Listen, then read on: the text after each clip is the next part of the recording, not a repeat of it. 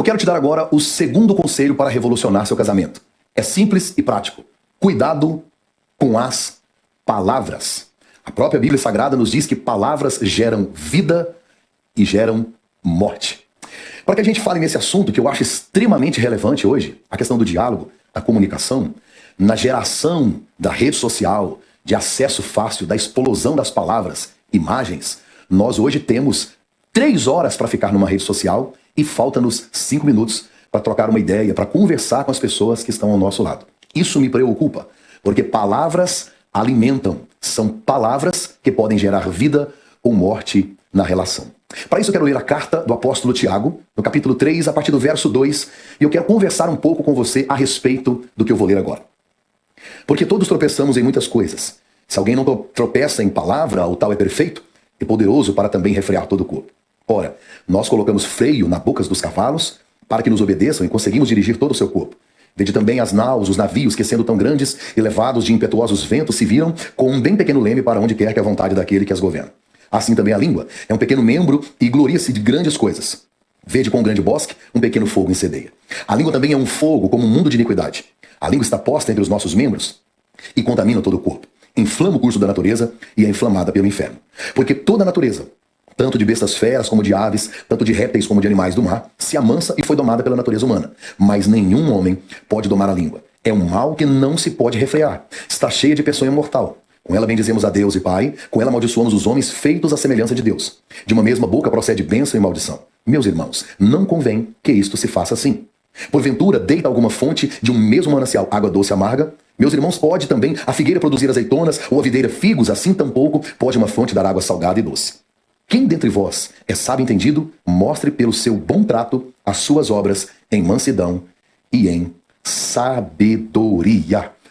Muito cuidado com as suas palavras. O apóstolo Tiago trouxe-nos aqui. Olha, gente, eu acho que não há nada mais prático do que os versos que nós acabamos de ler. Não há necessidade de uma exegese profunda para você entender. Não que ela não seja necessária, mas para que fique claro no seu coração, não há uma necessidade. Esse Tiago que acabou de escrever aqui, ele é irmão de Jesus. Passou a crer em Jesus após a ressurreição. E ele escreveu numa época em que a igreja estava sendo extremamente perseguida. Tiago foi bispo em Jerusalém. Se você olhar Atos dos Apóstolos, no capítulo 21, verso 18... Lucas, Paulo e alguns outros anciãos, eles se reúnem na casa de Tiago para falar sobre a pregação do evangelho aos gentios. E numa época de muita perseguição, e aí Tiago vai falar para nós que a maneira de nós lidarmos, ou para aqueles irmãos lidarem com as lutas e as provas, era pedir a Deus sabedoria para que não houvesse murmuração. Não houvesse murmuração. Então ele vai falar 18 versículos sobre a língua. Porque havia razões de sobra para a igreja murmurar. Havia uma perseguição, estavam sendo pressionados em todos os aspectos. Então eles poderiam ser, em meio àquela dor, um murmurador.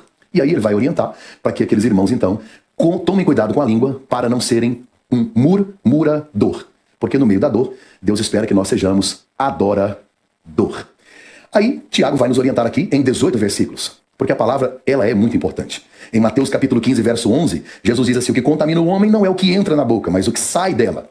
Isso é o que contamina o homem. Palavras tóxicas, palavras venenosas, lixo. O que me revela alguém cheio do Espírito Santo não é falar em línguas da igreja, é como eu uso a minha língua na minha casa. É isso que me revela alguém cheio, não é talento, não é dom, é fruto. É fruto. Porque se você não tirar o lixo da sua casa, futuramente você vai ter que tirar a sua casa do lixo. E isso vale para o casamento. Se você joga lixo no seu casamento, se você não começar a retirar o lixo do casamento, daqui uns dias você vai ter que tirar o seu casamento do lixo, policiar as suas palavras. A nossa vida, ela é resultado das escolhas que nós tomamos. Decisões decidem destinos.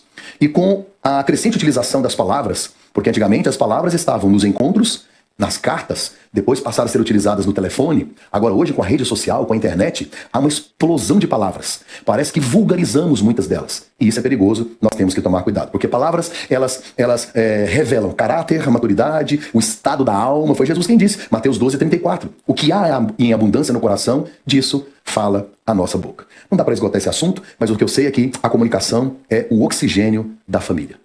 Você há de convir comigo que a comunicação em casa, ela é extremamente difícil, complexa, por várias razões. Primeiro, por causa das diferenças no nosso temperamento. O sanguíneo, o fleumático, o colérico, o melancólico. Nós enxergamos o mundo de maneira diferente. Homens e mulheres também enxergam o mundo de maneira diferente. E isso já gera algum tipo de constrangimento ou de dificuldade na comunicação. A mulher é mais emocional, o homem é mais racional. A mulher fala do que sente, o homem fala do que pensa. Sabe, a mulher não vai direto ao assunto, a mulher quer ser decifrada. O homem vai direto ao assunto. Palavras podem gerar vida ou morte, sabe, nesta relação difícil que nós temos, talvez, dentro da nossa própria casa. Mas o que esse texto pode nos ensinar? Quais são as verdades relevantes que a gente pode aprender aqui? O verso 3 e 4 que eu li, diz assim: nós colocamos o freio na boca dos cavalos para que nos obedeçam. Conseguimos dirigir todo o seu corpo. Vede os navios, são enormes, levados por impetuosos ventos. Se viram com bem pequeno leme para onde quer que a vontade daquele que os governa. Preste atenção. Tiago fala de freio nos cavalos e de leme nos navios. Isso define uma palavrinha: direção. Direção. Qual é a verdade do texto? A língua é capaz de dirigir.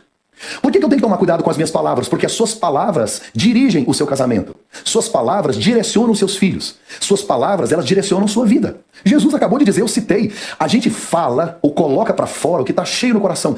Suas palavras revelam seu destino. Para onde você está indo? As coisas que você acredita. E aí eu te faço uma pergunta. Se palavras direcionam, isso é o que eu estou dizendo não, é o freio na boca do cavalo, é o leme do navio. Se as palavras direcionam, para onde está indo a sua família? Para onde está indo a sua família? As palavras que você disse para o seu filho direcionaram ele até onde ele está hoje. As palavras que você disse para o seu cônjuge direcionaram o seu casamento para a posição em que você vive hoje. Olha o quanto isso é sério. As suas palavras pavimentam o caminho para o seu futuro. Elas te levarão a um destino. Agora, onde você quer chegar? De acordo com o destino que você quer chegar, você precisa mudar as suas palavras, porque elas são sementes. Você pode retirá-las do alforje de Deus ou do alforje de Satanás. O texto é claro, é um leme que direciona, é um freio que conduz para onde você quer ir. Paulo cita, dentro desse assunto, a respeito das palavras, dizendo aos Gálatas, aos Coríntios, aos Efésios, não dá tempo da gente ler, mas olha o que Jesus Cristo disse em Mateus capítulo 12, versos 36 e 37. Eu vos digo que no dia do juízo os homens haverão de dar conta de toda palavra inútil que tiverem falado. Preste atenção na segunda parte. Olha isso. Pois por suas palavras, vocês serão absolvidos e por suas palavras serão condenados. Posso repetir? Qual destino você está dando ao seu casamento? E mais grave do que isso, não só ao seu casamento. A Bíblia diz que os filhos são herança do Senhor, são como flechas na mão do valente. Bem-aventurado aquele homem que enche deles, dos filhos, das flechas, a sua aljava. Ou seja, se são flechas, a distância que eles irão depende da sua força. E a direção depende das suas palavras. Palavras geram vida ou geram morte. Qual mundo você está criando com elas? Sabe, qual ambiente você está criando na sua casa? Qual destino você está dando ao seu casamento e aos seus filhos? A primeira instrução do texto é esta. É simples, palavras direcionam. Mas há uma outra coisa nesse texto que eu acho interessante, que está nos versos 5 a 8. Assim também a língua é um pequeno membro que gloria-se de grandes coisas. Veja como um grande bosque um pequeno fogo incendeia. A língua também é um fogo como um mundo de iniquidade. A língua está posta entre os nossos membros e contamina todo o corpo e inflama o curso da natureza. É inflamada pelo inferno porque toda a natureza, tanto de bestas feras, como de aves, tanto de répteis, como de animais do mar, se amansa e foi domada pela natureza. Mas nenhum homem pode domar a língua. É mal que não se pode refrear. Está cheia de peçonha mortal. A segunda verdade desse texto, a primeira é que a língua dirige. Segundo, a língua, ela é capaz de destruir. Capaz de destruir. Veja que uma pequena centelha incendeia toda uma floresta. Se multiplica. Tiago compara a língua com fogo e com veneno. Ambos são destruidores. Você sabe a diferença entre o veneno e o remédio? É a intensidade, a quantidade, a dose. Ou seja, sua língua pode ser um remédio, como pode ser um veneno. Pode ser remédio. Salomão disse, palavras agradáveis são como favos de mel, doçura para a alma, saúde para os ossos. Isso é Bíblia. Isso é Bíblia, não é o que eu estou dizendo, não. Uma boa palavra gera cura. Uma língua doce que vem de uma fonte adocicada, gera cura, está na Bíblia.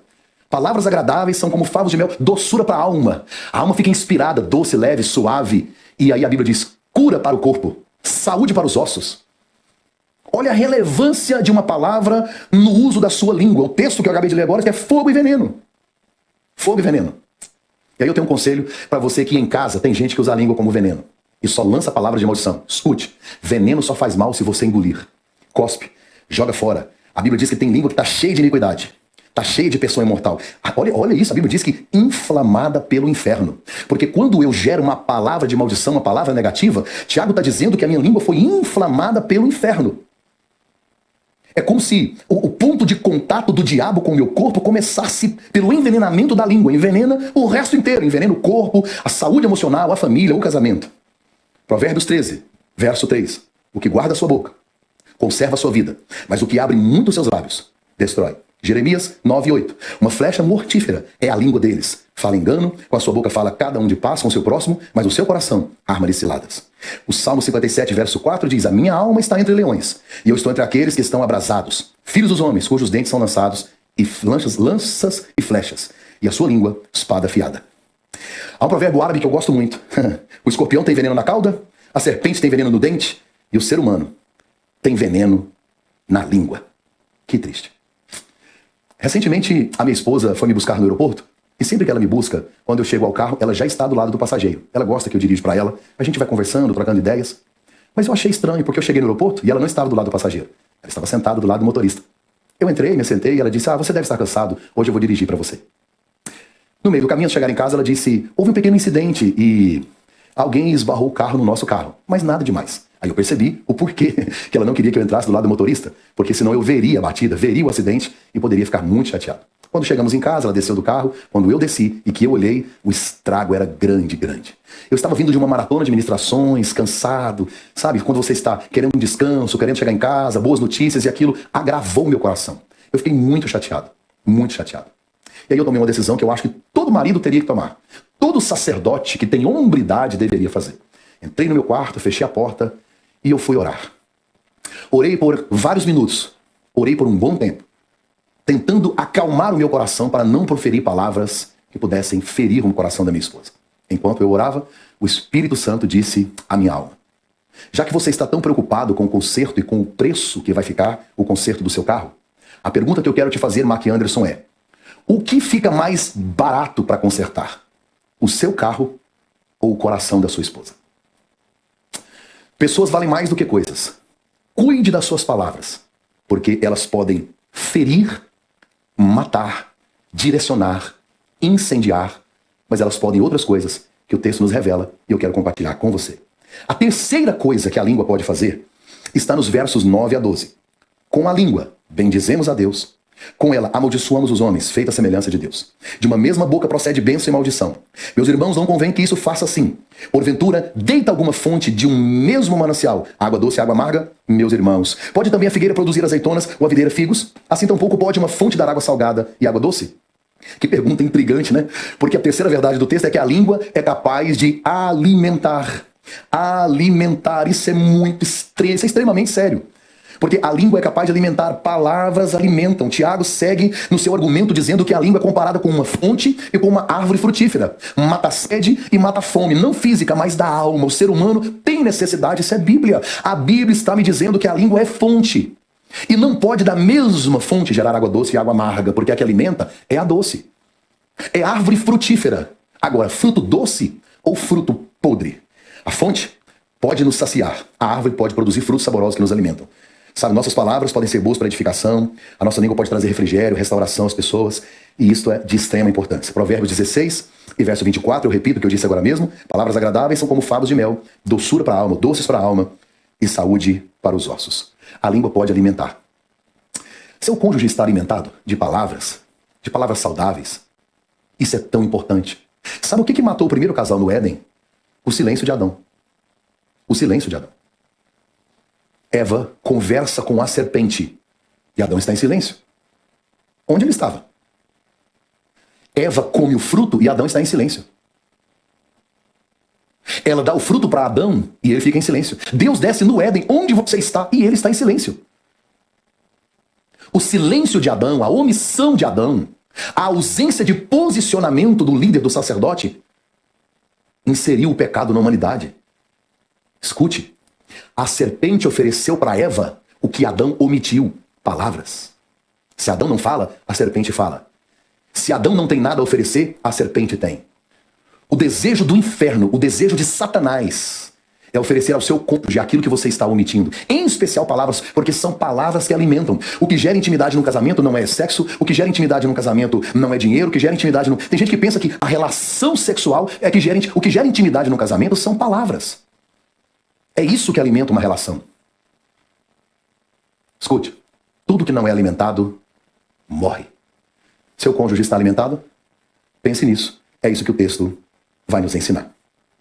A quarta verdade que eu vejo nesse texto, que eu acho interessante, está nos versos 9 a 12.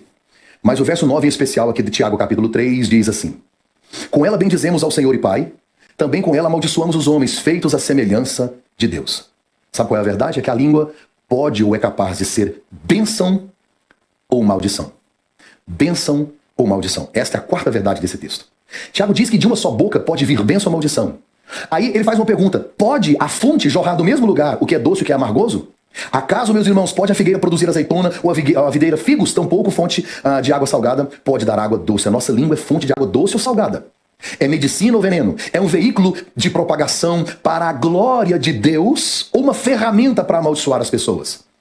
Eu costumo dizer que as palavras são como sementes. São como sementes. Provérbios 18 e 21, se a morte e a vida estão no poder da língua. Aquele que a ama comerá do seu fruto. Palavras são sementes. A gente só colhe do seu fruto. Escute, não dá para eu tratar o dia todo a minha esposa como uma plebeia, uma escrava, e à noite desejar ao meu lado uma rainha. É uma questão de semear e colher. Palavras são sementes. As suas sementes, elas são retiradas de onde? Provérbios 6 e 2 diz assim: caiu na armadilha das palavras que você mesmo disse. Agora será prisioneiro do que falou. Você é senhor das palavras que guarda e escravo daquelas que você disse. Ninguém morre com indigestão ao engolir uma palavra que não deveria ser dita. Por isso só pronuncie uma palavra quando ela for melhor do que o silêncio. Muito cuidado com o que você pronuncia dentro de casa. Muito cuidado com o que você fala para o seu cônjuge. Por quê? Porque palavras geram vida ou geram morte. Seja dono da sua boca para não se tornar escravo das suas palavras. Cuidado com as suas palavras. Vigie o que você vai dizer. Deus, ele pode abençoar você através das suas palavras, gerando vida na sua casa, gerando vida no seu casamento, gerando vida no seu relacionamento.